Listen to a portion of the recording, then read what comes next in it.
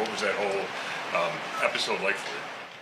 I don't know. You can look online to see what my finger look like if you want. I'm sure they got the details on there. I don't know. My pinky was just like, I put in my hand warmer. I'm like, why is my pinky not getting cold? I mean, why is it not getting warm?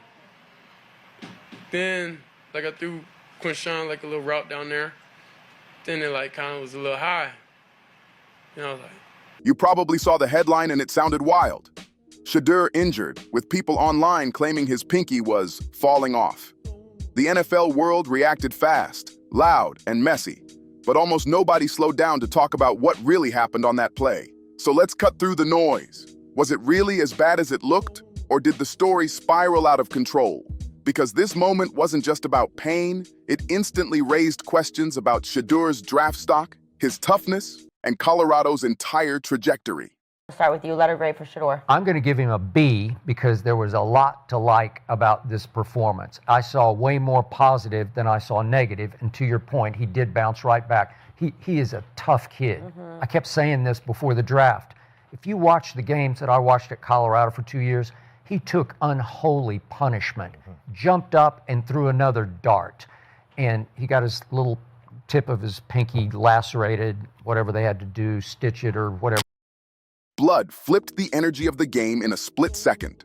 Not with drama, not with slow motion buildup, but with that quiet panic that hits when everyone knows something is wrong before the replay even rolls.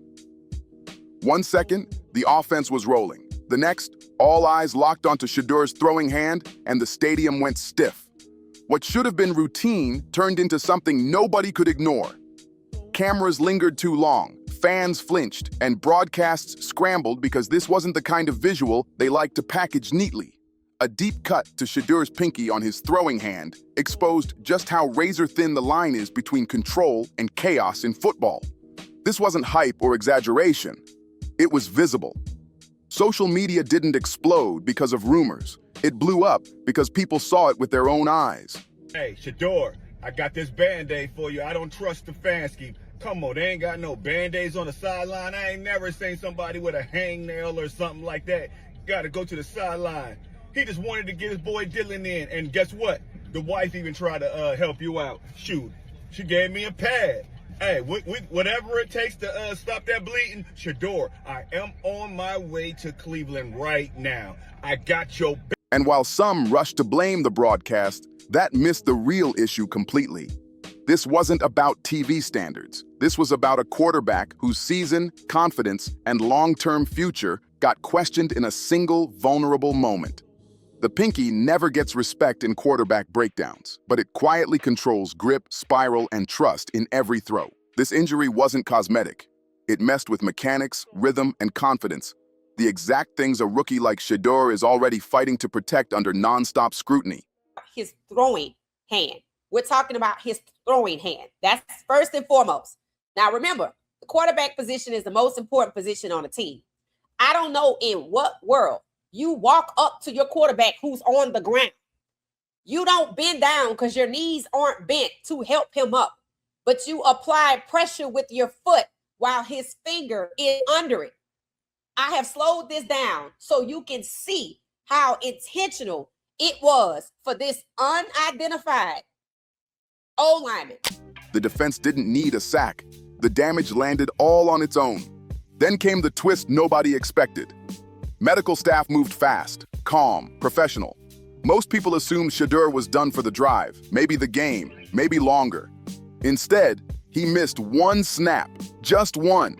He came back taped up, gripping the ball differently, clearly adjusting, and still took command like backing down wasn't an option. That single decision changed everything.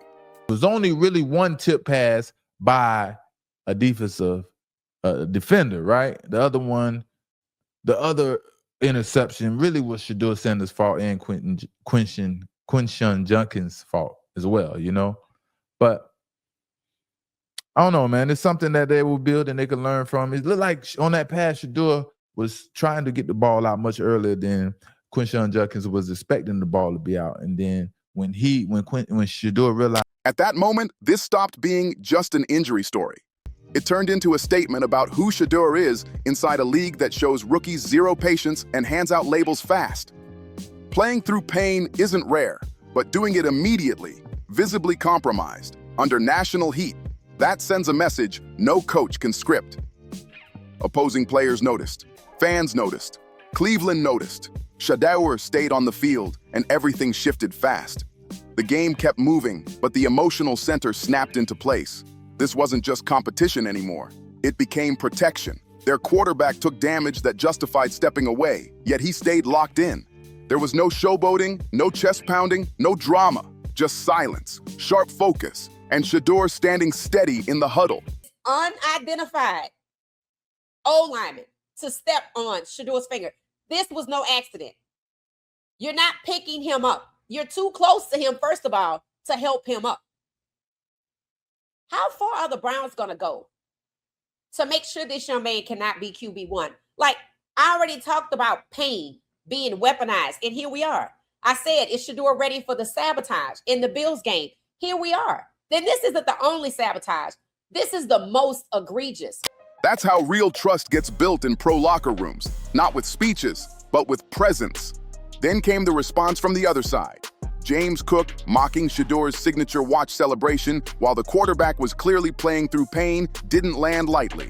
In the NFL, gestures always mean something. They draw lines, flip switches, and crank tension whether planned or not. That move flipped the moment from competition to confrontation. Any neutrality vanished instantly. Cleveland fans didn't hesitate anymore. Doubt disappeared. Questions about whether Shedeur belonged, whether he could carry the franchise, gone just like that. He wasn't just a rookie with a famous name anymore. He became the quarterback who stayed standing when his body gave him a reason not to.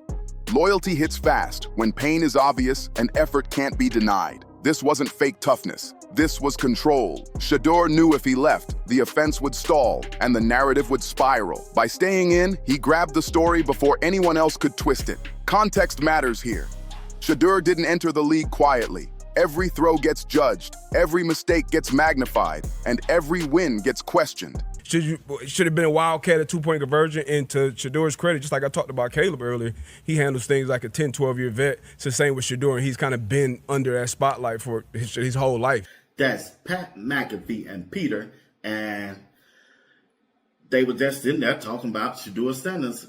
You never know what you're going to get from the media when it comes to Shedeur Sanders, because everybody got a different agenda when it comes from Shedeur Sanders. They know Shedeur Sanders got a big following. And in that environment, an injury like this becomes way bigger than medical. It becomes identity. This moment turned into a test of legitimacy. And Shedeur has been fighting for legitimacy his whole career. Nothing has ever been handed to him. And in Cleveland, that fight feels heavier because this organization hasn't exactly been friendly to young quarterbacks. Coaching changes, mixed philosophies, and reactionary decisions have created a place where development feels optional. Inside that chaos, Shedeur's resilience doesn't read as stubborn. It reads like survival. He knows the opportunity is fragile. He knows that absence creates doubt, so he stayed on the field. The bandage on his finger wasn't hidden either. It screamed compromise. Defenses noticed fast. They adjusted, tested his grip, squeezed throws into tight windows, and waited for cracks. None showed up right away, but the tension stayed thick. Every pass carried risk. Every hit had consequences. Film, them little bitty TikTok that we just seen, what you think the other team doing when they sit there and watch all 4.5 games of Shedeur? Hell, they can go back to when Dylan Gabriel played. What you think them teams looking at? See, you got to put the whole totality in the context. You got to put everything in there. They just ain't watching Shedeur. Why you think them defensive coordinators? Still, Shedeur didn't shrink his game. He didn't protect the hand visibly. He didn't avoid contact. That doesn't promise longevity, but it absolutely establishes authority. Locker rooms respond to quarterbacks who don't flinch when pressure turns physical. The NFL reaction came in waves. Shock first, then concern, then nonstop debate. Medical voices weighed in without real certainty. Former players argued whether it was brave or reckless. Analysts tried turning the injury into a symbol of Shedeur's journey. Through all of it, Shedeur stayed quiet. No speeches, no explanations. He let his presence speak. Fans saying his pinky was barely attached wasn't medical truth, it was emotional truth. That exaggeration came from fear, not jokes. The visual shook people. The league doesn't slow down for fear. It doesn't pause for sympathy. Shedeur knew that. The defense knew it too. And that mockery from the other side reflected the NFL's ruthless code. Some of these guys just out there trolling, y'all. I'm just going to be honest with you. They just out there trolling because of Shedeur Sanders' name and his popularity in the sport right now. They trolling. They just trolling. If you just looking at the play on the field, let's keep it on the field. Everything on the field. And if you can't tell me by looking at Shedeur that he's not a NFL caliber starting quarterback, you're a troller. Pain doesn't earn respect here. Persistence does. And this moment didn't stand alone. It added another heavy layer to the growing, complicated story of Shedeur and the Browns. There's a growing belief among fans that the organization hasn't fully locked in behind Shedeur. Questionable play calling, shaky protection, and a constant feeling that he has to earn trust snap by snap instead of being allowed to grow. Moments like this crank those doubts way up. When Shedeur stayed in the game, he quietly rejected the idea that he needed protection from the system. It ain't confusing Shedeur like that. Shedeur come on now. You went from one team that he couldn't block to another team that couldn't block. That's in the NFL. That's crazy. Look at this. Cleveland Browns. Shedeur Sanders is the deal. 4 of your 5 offensive linemen are out injured. Your backup O-line are also out injured. We're sending you out there with third string to block for you. He chose self-reliance. That choice hit hard with fans who've grown cynical about front office decisions. It reinforced the image of a quarterback who sees obstacles and pushes straight through them. The injury also dragged uncomfortable questions into the spotlight. Player safety, league optics, broadcast choices. That close-up drew heat for a reason.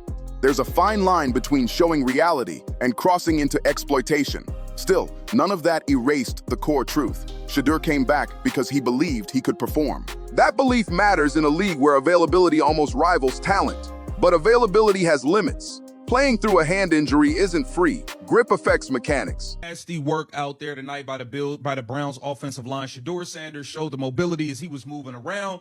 He took the podium to address these interceptions and everything that took place during today's game. Let's not waste no time. Let's get right into it. Welcome to Keep the Vision. Make sure you like, comment, subscribe, share the channel, hit that bell notification, and hype the video. Let's get right into what Shedeur Sanders had to say about this nasty law. From HBCU to Power 5 down to the NFL, what has been most helpful to you during this NFL process? And mechanics affect everything that comes next. It may not matter in the moment, but it absolutely matters later in the season. At some point, the Browns have to decide how much risk they'll tolerate, even when Shedeur refuses to step away. For now, the image is locked in. A bandaged throwing hand, a quarterback refusing to leave, a fan base rallying in real time. That moment turned one game into something bigger. This wasn't just football, it was identity forming. Shedeur's career is still young, but moments like this don't fade. When criticism comes, this moment will be remembered.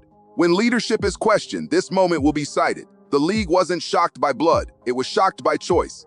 Shedeur chose exposure over absence, risk over retreat, visibility over safety. That decision forced everyone to reassess him, not as hype, not as a storyline, but as a professional quarterback under pressure. And now the Browns carry responsibility they can't ignore. When a player shows this level of resolve, the organization has to match it with protection and consistency. The injury will heal. The bandage will come off. What doesn't fade is how the moment was handled. Shedeur didn't dramatize it. He didn't chase praise. He simply stayed in a league obsessed with noise.